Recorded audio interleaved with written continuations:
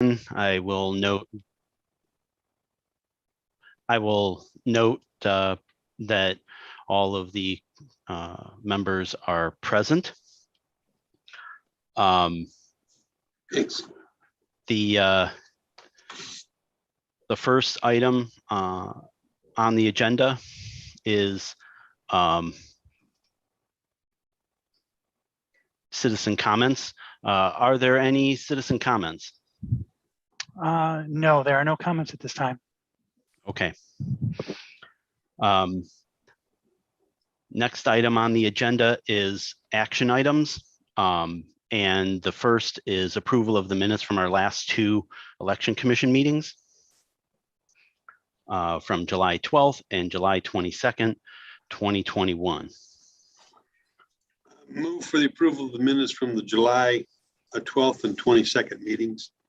Okay. So we have a motion to approve the minutes. Is there a second? Second. We have a second. All those in favor say aye. Aye. And there's none opposed, so the minutes are approved. The second item on the agenda is approval of the ballots for the city's 19 voting precincts for the election to be held on November 2nd, 2021. In a second, I'll share my screen with you so that we can see the affidavits and then see the ballots.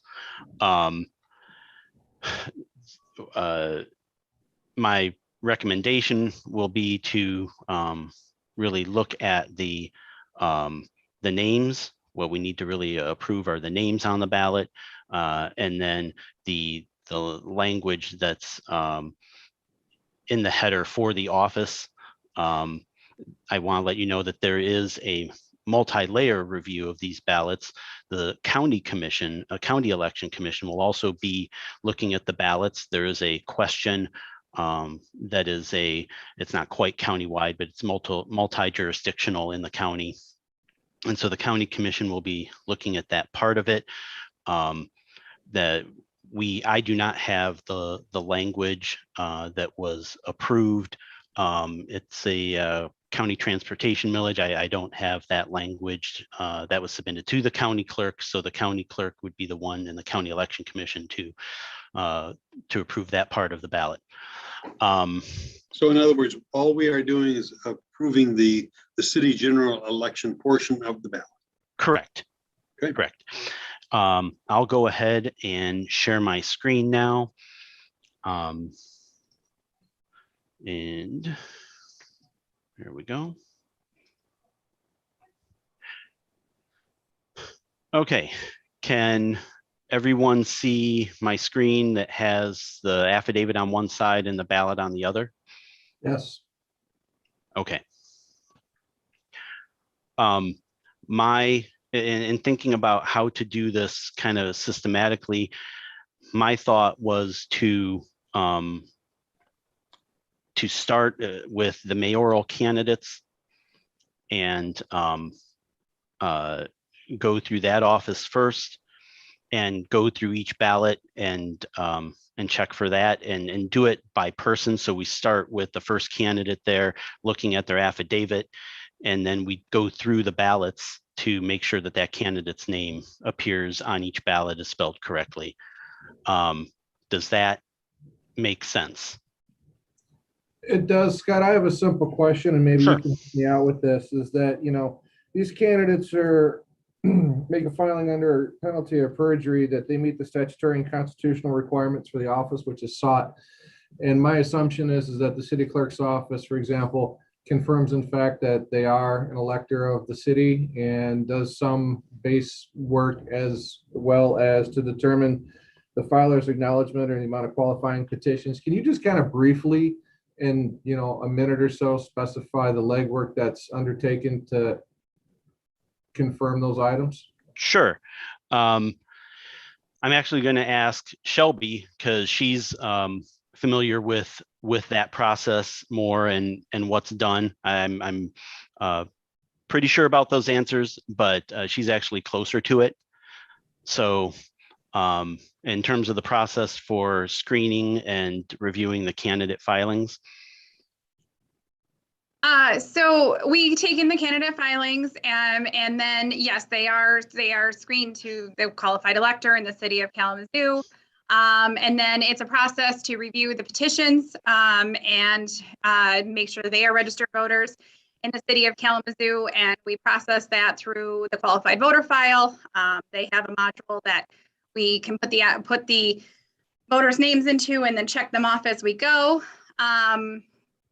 And then once we certify all of that, we let the candidate know and send the affidavit of identity on to the county clerk's office. And to be a qualified elector, obviously residency is an issue. And I'm only bringing this up because a mayoral race in another place out on the east side of the state was recently publicized by having one of the mayoral candidates not have residency in the municipality. But in regards to determining their qualification as an elector of the city, that's checked as well for residency. Yes, we verify.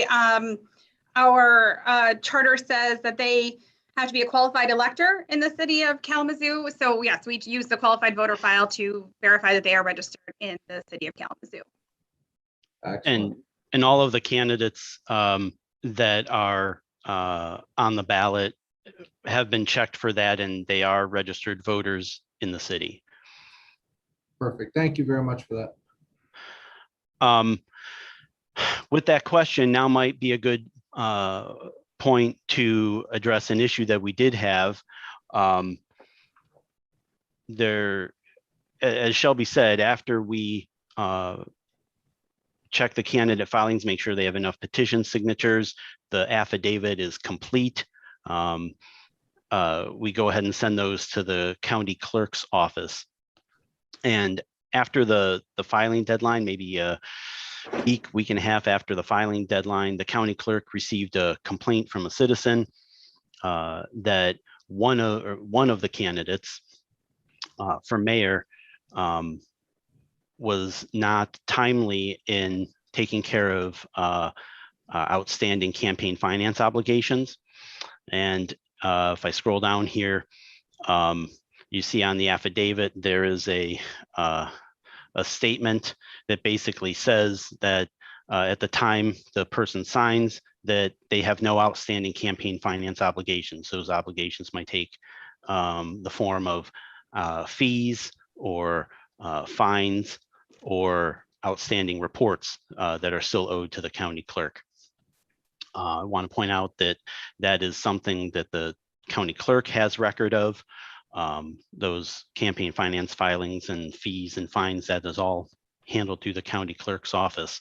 And this complaint that was made, and it's in your agenda packet, basically said that one of the candidates for mayor did not have was not caught up with her obligations at the time that she signed, and that as a result that she made a false statement and she shouldn't be on the ballot.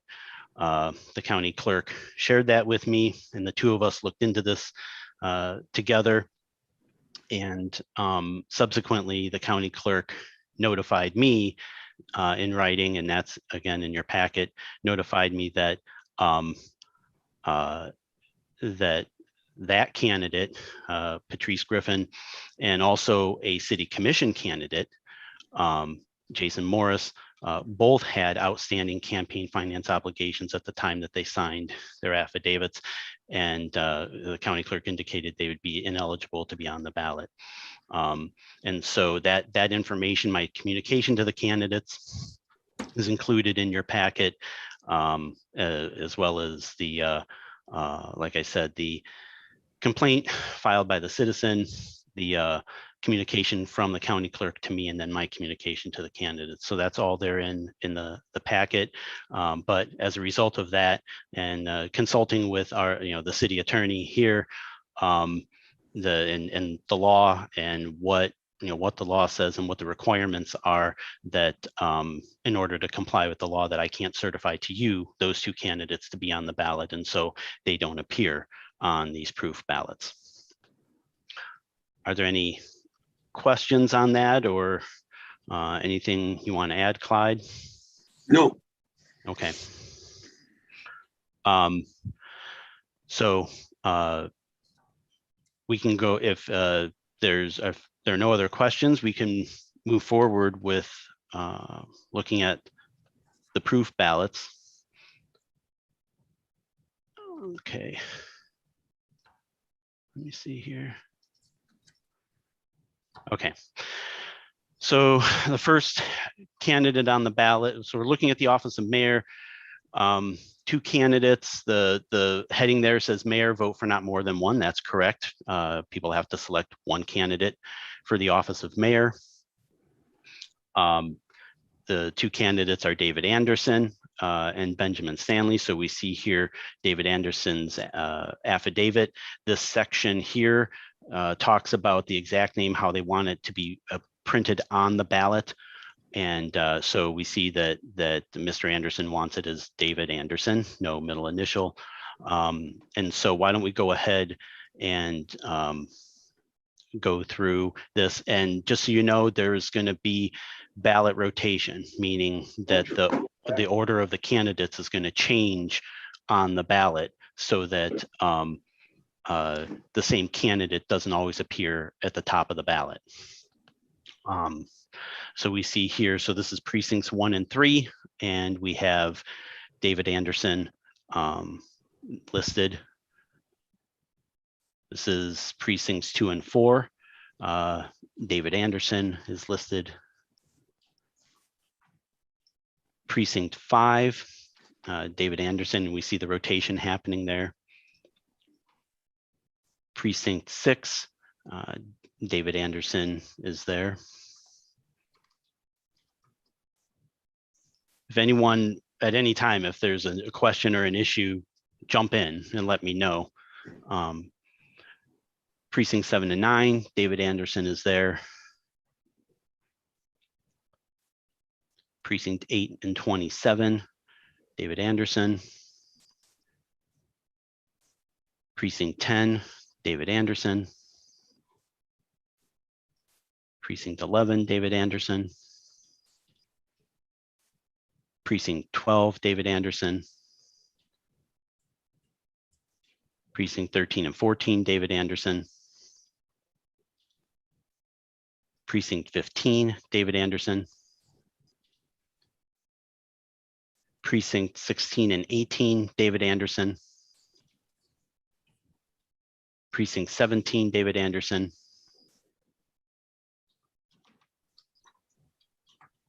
Precinct 19 and 25, David Anderson. Precinct 20, David Anderson. Precinct 21 and 24, David Anderson. Precinct 22, David Anderson. Precinct 23, David Anderson. Precinct 26, David Anderson. And that's it. Precinct 26 is the last one. I will point out, as you may have seen, the numbers jump around. That's because we're dealing with combined precincts. The Election Commission took action last month to approve the consolidation of precincts, which we are allowed to do under the law. And so there are 8 polling locations that host 2 precincts, and for elections like this one, we combine those. So that's why you see 1 and 3, 2 and 4, and those numbers that way. So we'll actually have 19 precincts for this election. Let's go back up to the top.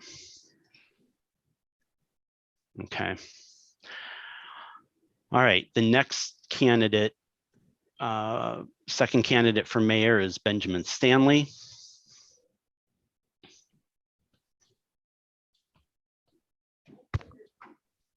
Hey, Scott, in thoughts for time, I've reviewed the affidavits and I've reviewed the spelling on the affidavits and on the official ballots for both the mayoral and the commissioner candidates. Do we need to go through and illustrate their spelling on each of these, or is it I guess that's a question. What there isn't necessarily a requirement. The requirement is that we consider and approve the ballot. If the election commissioners have reviewed the ballot and are confident, comfortable with approving the names relative to the affidavits, I mean, we could vote to approve now. I guess what would be the pleasure of? I mean, Clyde, did you have any questions after you reviewed the spellings and the candidates and the ballots themselves? I have not gone through, I went through and I was satisfied that the mayor was correct. I've not gone through every one of the ballots for the commissioners. Okay. And so I don't know that we need to go through that real quick. I can certainly do that and give you my answer relatively quickly. Do we want to just go through the affidavits on this first ballot and we can compare?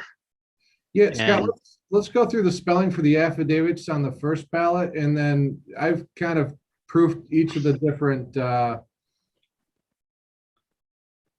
precincts to know that the spelling for each of the precincts is matching. But yeah, let's go through the affidavits if that would be all right. Sure. And then I can tell you that my staff has also reviewed the ballot for accuracy. So let's go ahead. So we see here, Benjamin Stanley for mayor, and BNJAMIN Stanley, STANLEY. So at least on this first ballot, it's correct. Now we'll jump down to city commissioner. And we have Stephen Chandler, Stephen with a V, CHANDLER. That is correct. Don Cooney and COONEY. That is correct. Quiana Decker, QIANNA Decker, DECKER. That's correct. Alfonso Harris, ALPHONSO. That's correct. Harris, HARRIS. Stephanie Hoffman, STEPHANIE, Hoffman, HOFFMAN.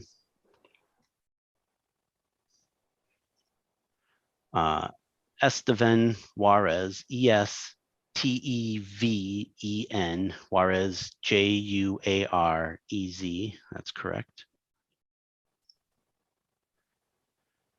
Marshall Kilgore, MARSHALL,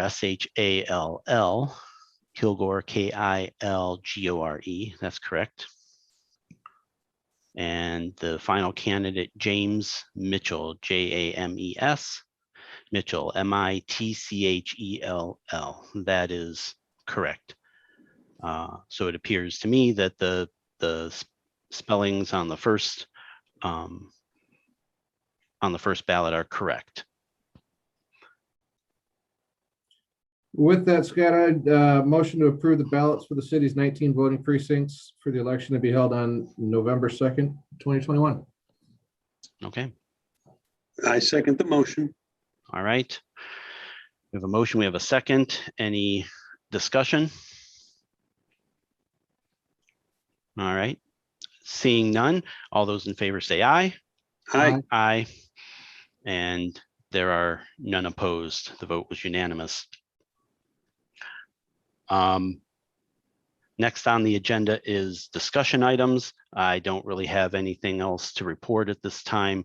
I'll just note that, as I said, there's a multi-layer approval process here. In addition to the County Election Commission, who will be considering these ballots, they'll also be reviewed by the Bureau of Elections for compliance with the state's ballot design standards. And the proof ballots will also be sent to the candidates for them to review. So there is a multi-layer review process that happens with these. Are there any other questions or things that items of discussion from the other commissioners? Just a matter of, again, information. When will the final proof or final form of the ballot be approved or available? And when will absentee voter ballots go out? I'm not sure when the I'm not sure when the final proof will be available. I can tell you that the county clerk has asked that that our election commission and I take it the county election commission would take action by the end of the week. Then there's the state review. And so I'm not sure when that final proof will be available. I can tell you that absentee ballots have to be available at least 40 days prior to the election. So that usually puts us in about the third week of September. So we are, well on track to get those ballots ahead of that time frame. Any other questions? All right, seeing none, at this point, we will adjourn the meeting.